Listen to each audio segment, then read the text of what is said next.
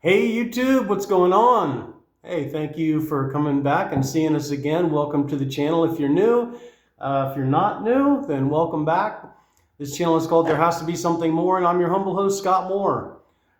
Today I thought we'd do kind of an update on cost of living. It hasn't changed a lot, but we got here in early January, and it's now, what is the date today?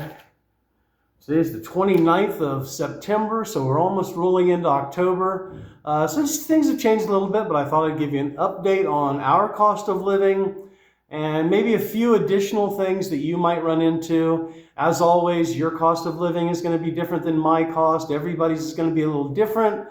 You can get a pretty good idea just by going through these numbers with me.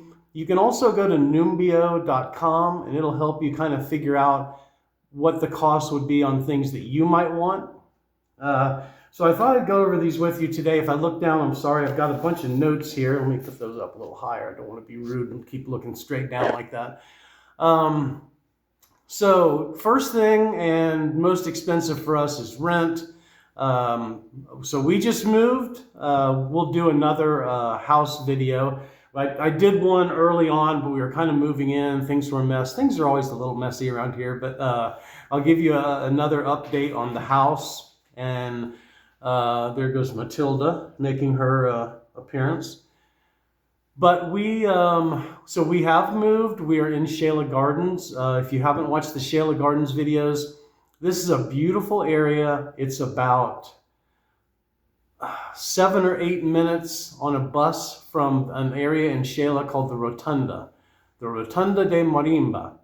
And if you're close to the Rotunda, there's all kinds of stuff there. You can catch buses, microbuses, you can go to supermarkets there.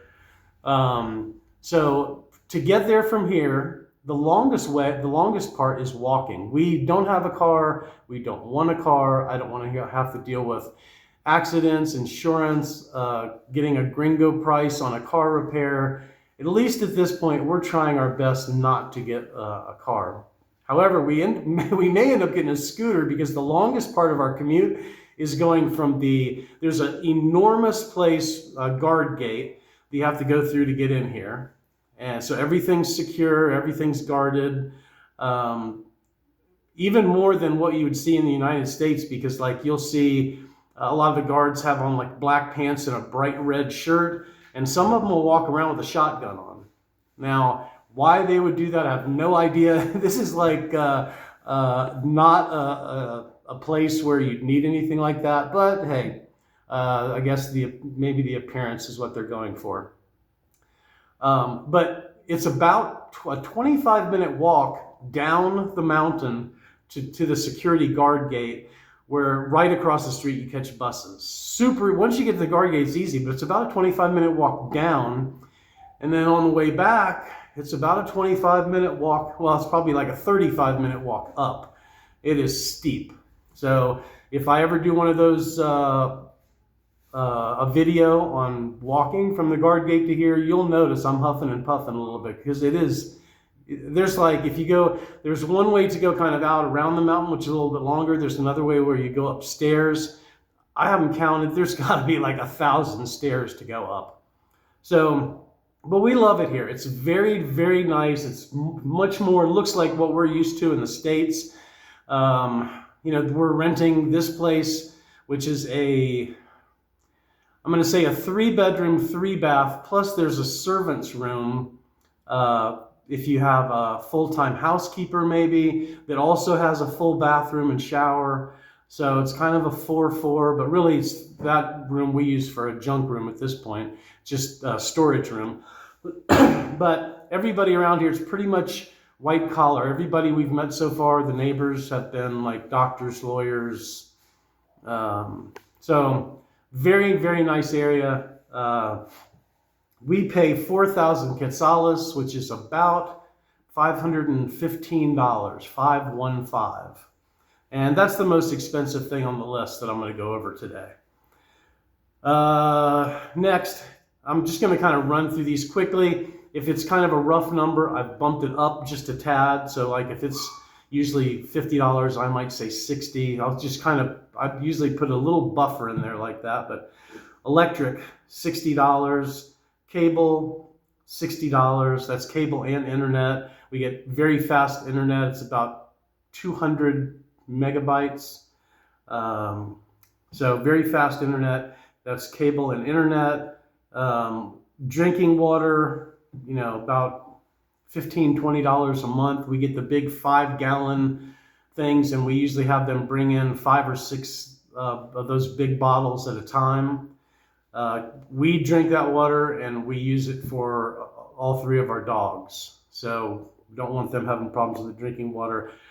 One time, I was making something called TVP, textured vegetable protein, which is, it's it's kind of like a vegan protein source, and you put water in it. Well, I kind of just wasn't paying attention and put regular tap water in it to rehydrate it.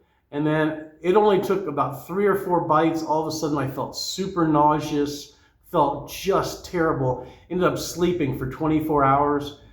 So, some of the locals here might drink the water, but for me, for us, it's just, it doesn't work. And that really, really got me. So we always drink the bottled water. We have a gas stove. I put $10 down. I mean, it cost us maybe $15 or so, but usually it lasts for like 3 months, and we use it a lot. So here we do not have an oven.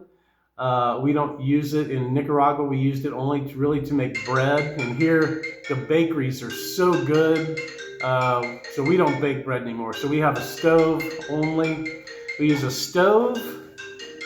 We use a microwave, a toaster oven, and an air fryer. And what else? So that's 60 electric, 60 cable, 20 drinking water, $10 for gas.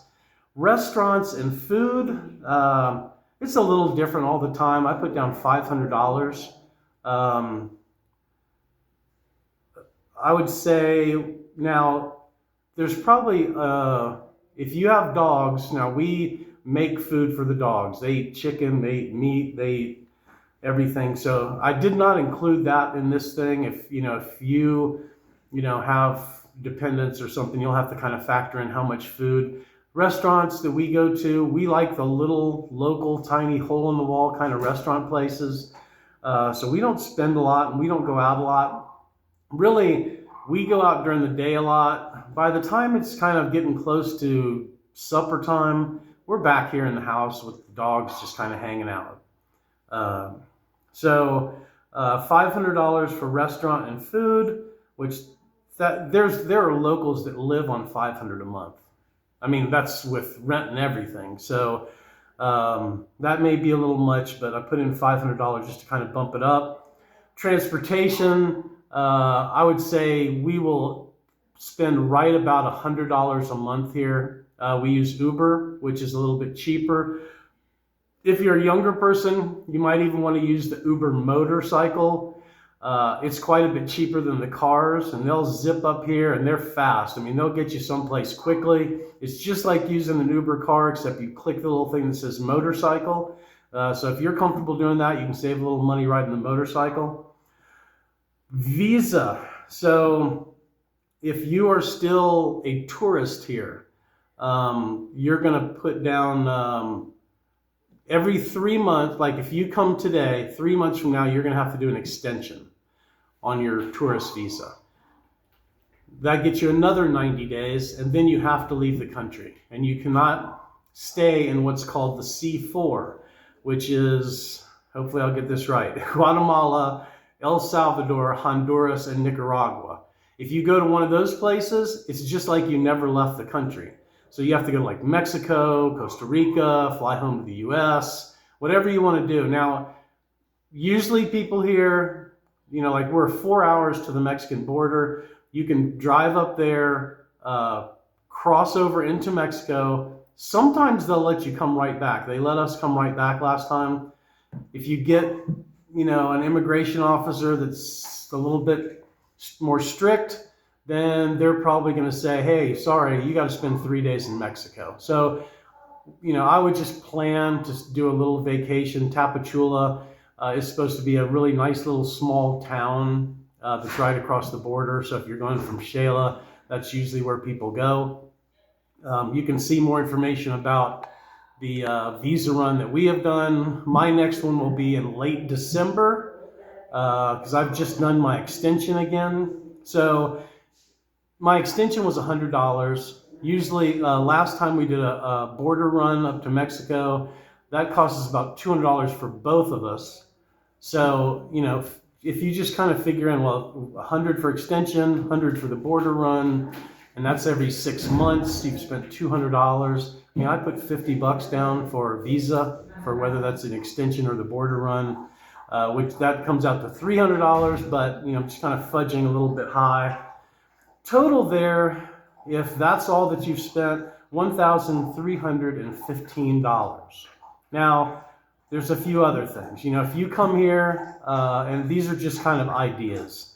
If you come here and you've got any kind of debt, like you've got credit card debt or something, you kind of need to add in what's my debt that I have to pay. If you have pets, you have to factor in things like food for them, flea and tick, heartworm, all that kind of stuff. There goes Mr. Roscoe making his appearance. We have 3 dogs. Sam and Roscoe are both really, really, really old, both roughly 17 years old. They don't do a lot of exercise, but here, at least, since there's no street dogs in Xela Gardens, we can take them for short walks. We also have Matilda, who is our little street puppy that we rescued, who was a walking skeleton a couple months ago and is now on the verge of getting chubby. But she requires at least an hour walking every day. She's just full of energy. But, factor in, $100, $150, I guess, for food, flea and tick, stuff like that, if you have pets. If you require medicine, how much is your medicine going to cost? I would say, I don't take very much medicine. I'm on a blood thinner. But, you can kind of factor in whatever you think that medicine might cost you. You can call pharmacies here and check with them. So just kind of an idea. Now, if you call the pharmacies here to ask, you're going to need to speak Spanish, or you're going to need to have someone call that speaks Spanish. There will not be English speakers in there, I doubt. So medicine. Now, we also have a housekeeper, and she comes 3 days a week. She does laundry, sweeping, mopping, dishes, all that kind of stuff. Now, she's here 3 days a week. It's usually 8:30 to 2:30, something like that. We pay her a little bit more than is typical, I think. Just on what we've, figured out speaking with friends and neighbors. And that comes out to about $200 a month. Now, if we were to do it another way, the other way that you can do it is you can find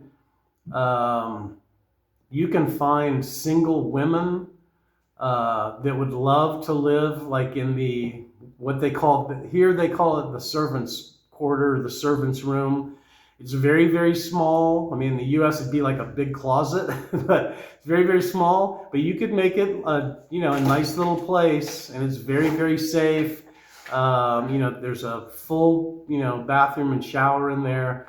You could, if somebody was living there and you were giving them free room and board, it'd be way cheaper, and you'd have somebody, working 5-6 days a week. I mean, maybe you give them off Sunday, Saturday, and Sunday, whatever you want to do, whatever deal you can arrange, but probably be quite a bit cheaper, and you'd have somebody full-time. So, I imagine if they were getting free room and board, maybe $100 a month, maybe $150, and you'd have somebody full-time.